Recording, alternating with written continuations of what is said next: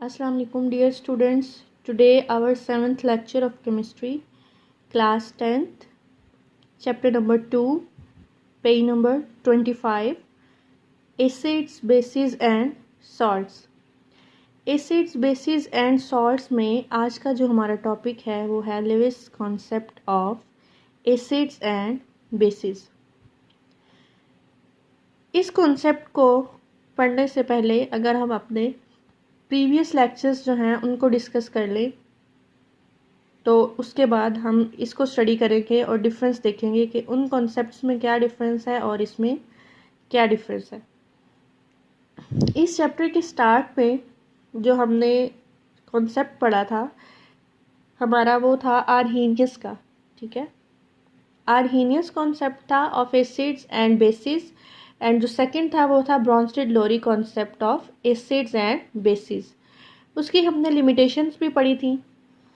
Substances which contain protons, वो जो दोनों हमारे पास थे कॉन्सेप्ट एसिड्स एंड बेसिस के, वो बेस करते थे प्रोटॉन्स के ऊपर।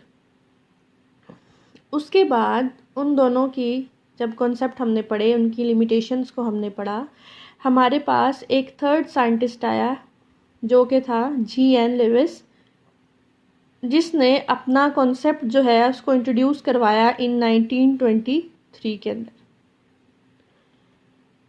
इसने मोर जनरल मोर ब्रॉड जो है कॉन्सेप्ट दिया था एसिड्स एंड बेसिस का, जो कि बेस करता है इलेक्ट्रॉन पेयर ट्रांसफ़र के ऊपर।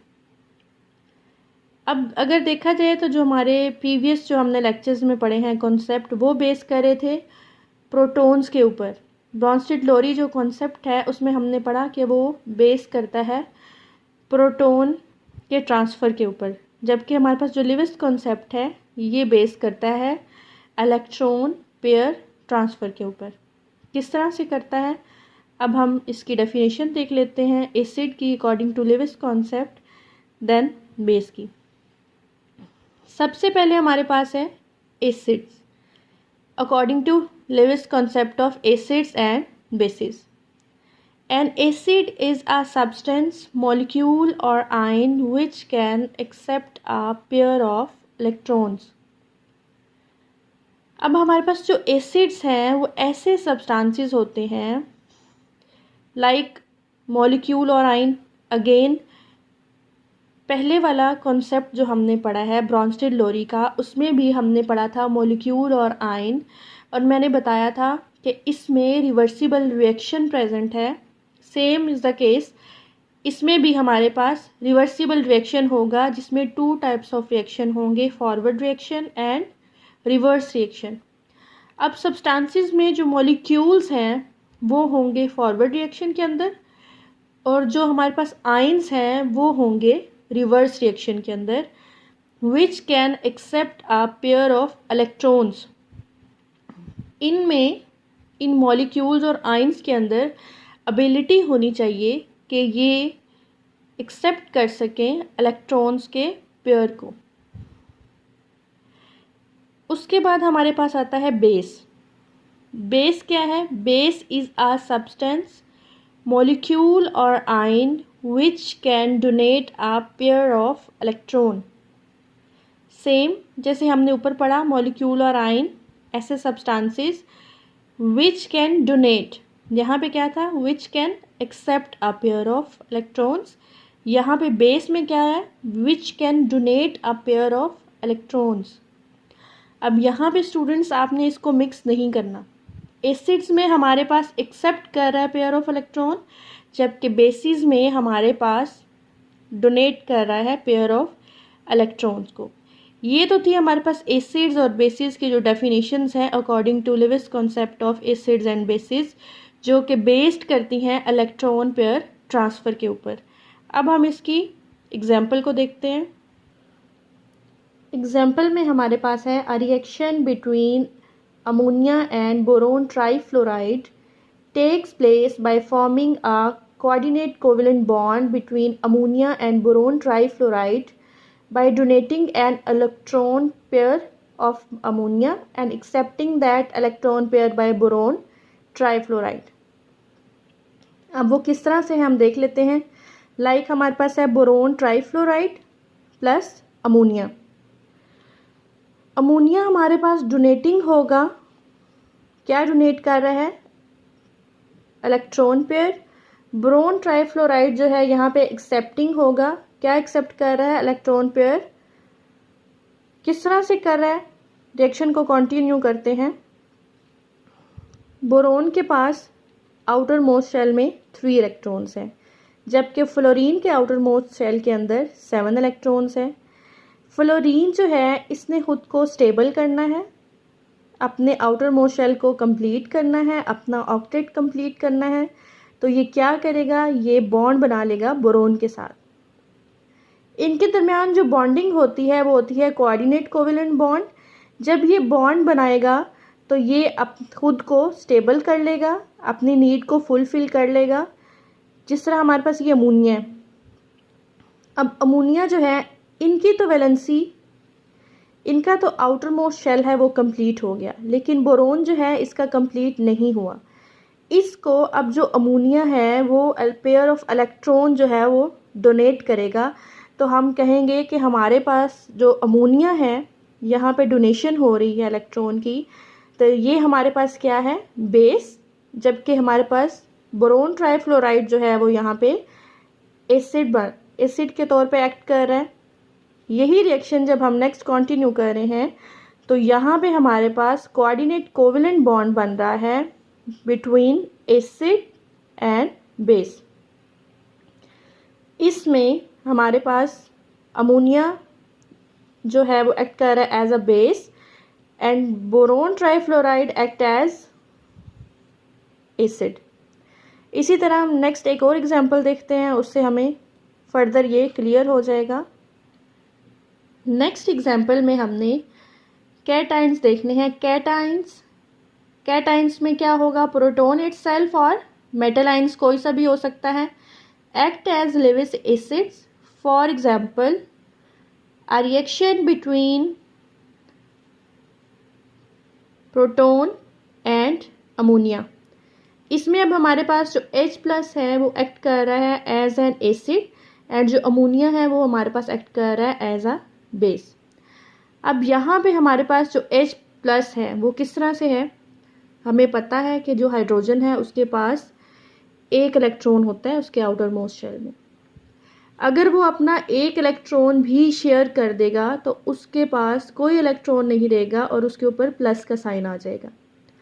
तो ये हमारे पास होगा प्रोटॉन। इसने जब अमोनिया के साथ रिएक्ट करना है, इसका रिएक्शन जब होगा तो अमोनिया जो है हमारे पास एक्ट कर रही है एज अ बेस। तो ये अपने जो इलेक्ट्रॉन का पेयर है वो डोनेट कर देगी हाइड्रोजन को, जिससे हमारे पास जो हाइड्रोजन है उसका डुप्लेट कंप्लीट हो जाएगा, उसके पास 2 इलेक्ट्रॉन आ जाएंगे, उसका आउटर मोस्ट शेल कंप्लीट हो जाएगा। खुद को स्टेबल करने के लिए उसे 2 इलेक्ट्रॉन्स चाहिए थे जो कि उसे अमोनिया से मिल गए। रिएक्शन हमारे पास कुछ इस तरह से बनेगा, इनमें कोऑर्डिनेट कोवेलेंट बॉन्ड होगा, प्लस का साइन है और हमारे पास अमोनिया है। अमोनिया अब इसमें एक्ट कर रही है एज अ बेस एंड जो H है वो इसमें एक्ट कर रहा है एज एन एसिड।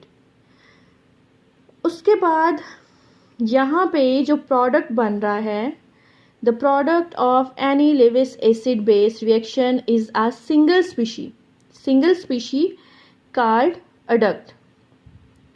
किस तरह से, अब जो हमारे पास कम्बिनेशन होता है लेविस एसिड एंड बेस का उसको हम अडक्ट बोलते हैं, उसकी एग्जांपल भी हमने देख ली है।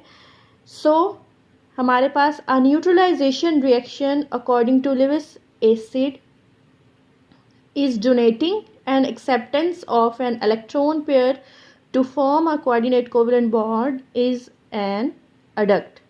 ठीक है, आपको इस लाइन की समझ आ गई होगी, मैं आपको दोबारा रिपीट कर देती हूँ कि ये जो हमारे पास रिएक्शन है इसको मैं एक्सप्लेन कर रही हूँ। A neutralisation reaction according to Lewis concept is donation and acceptance of an electron pair to form a coordinate covalent bond is an adduct। Clear है यहाँ तक? नेक्स्ट हम देखते हैं बोरोन ट्राइफ्लोराइड को। बोरोन ट्राइफ्लोराइड जो है इसके आउटर मोस्ट शेल के अंदर 3 इलेक्ट्रॉन प्रेजेंट होते हैं।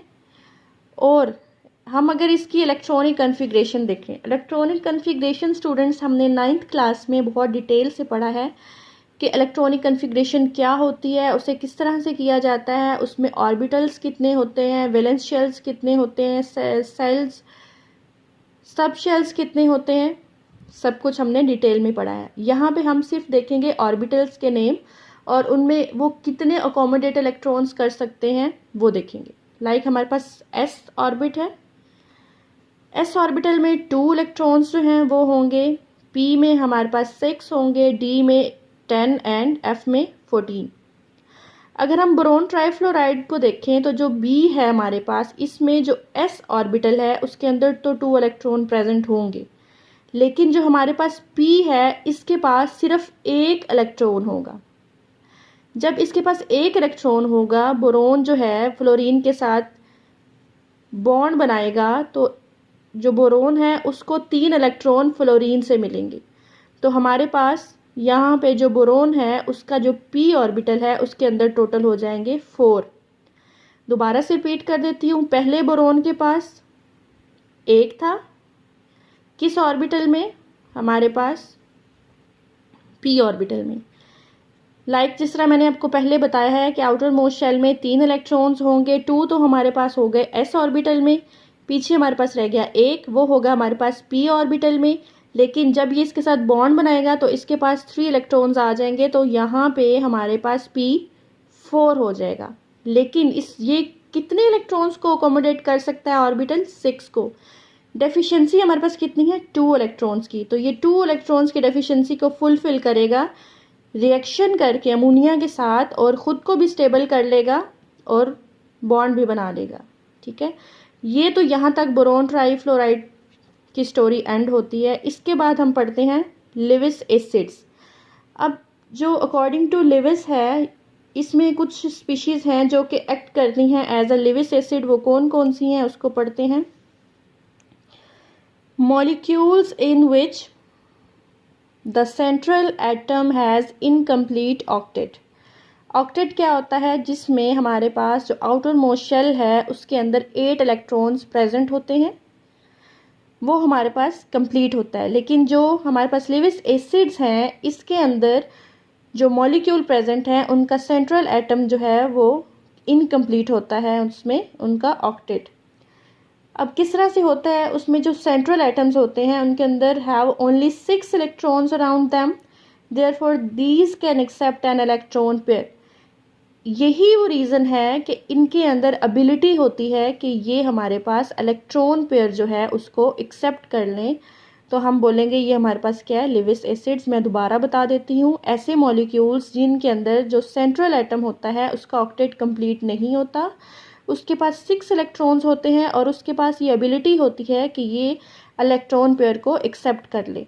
ये इसका पहला पॉइंट था। दूसरा पॉइंट है इसका, दूसरे पॉइंट से पहले ये देख लें, आपको एग्जाम्पल जो है देख के पता चल जाएगा लेविस एसिड की। बोरोन ट्राइफ्लोराइड में हमारे पास बोरोन के आउटर मोस्ट शेल में है 3 इलेक्ट्रॉन्स, 1 + 1 + 1 हमारे पास फ्लोरीन से आए, टोटल हमारे पास 6 है। 8 होने चाहिए ऑक्टेट कंप्लीट करने के लिए, तो 2 की डेफिशिएंसी है। तो ये कंप्लीशन के लिए इसको कितने चाहिए? रिक्वायर है हमारे पास 2। इसी तरह सेकंड पॉइंट अगर देखें तो इसमें simple cations can act as a Lewis acid. Simple cation, अब हमारे पास हाइड्रोजन की एग्जांपल ली हुई है। हाइड्रोजन के अंदर 1 इलेक्ट्रॉन प्रेजेंट होता है, जब ये उसे भी डोनेट कर देता है तो यहाँ पे हमारे पास प्रोटॉन रह जाता है।